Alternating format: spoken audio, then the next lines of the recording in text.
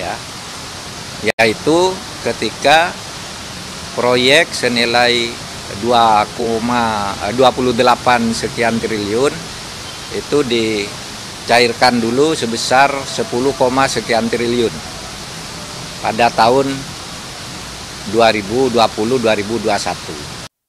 Menteri Koordinator Bidang Politik Hukum dan Keamanan atau Menko Polhukam Mahfud MD menjelaskan proyek pembangunan Tower Base Transceiver Station atau BTS 4G merupakan proyek yang dikerjakan sudah sejak lama karena menjadi penting bagi rakyat Indonesia. Hal itu disampaikan Mahfud MD dan disiarkan langsung Kompas TV pada Senin 22 Mei 2023. Mahfud MD yang juga Menteri ADM Interim Menkominfo menyampaikan bahwa proyek Tower BTS di Kemenkominfo sudah berlangsung selama 13 tahun, sejak tahun 2006 hingga tahun 2019 dan berjalan tanpa masalah. Namun sejak tahun anggaran 2020, penggarapan proyek ini mulai mengalami masalah. Masalah bermula ketika proyek senilai 28 triliun rupiah dilakukan pencairan dana sebesar 10 triliun rupiah terlebih dahulu pada tahun 2020-2021. Namun kenyataannya pada laporan pertanggungjawaban bulan Desember 2021, target 4.200 tower tidak dikerjakan sama sekali alias sempat mangkrak.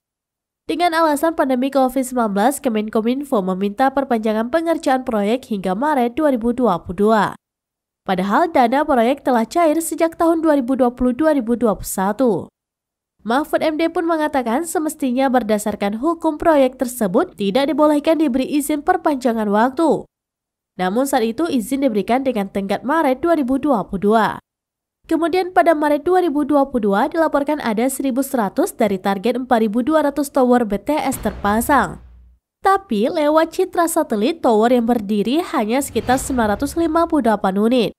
Dari 958 unit tower BTS yang berdiri, kemudian dilakukan pengambilan 8 sampel untuk dicek fungsi dan spesifikasinya.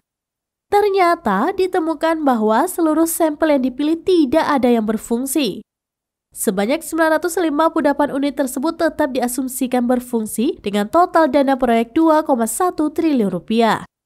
Sehingga kata Mahfud MD masih ada sisa dana sekitar 8 triliun rupiah yang tak punya kejelasan dan tidak dipertanggungjawabkan.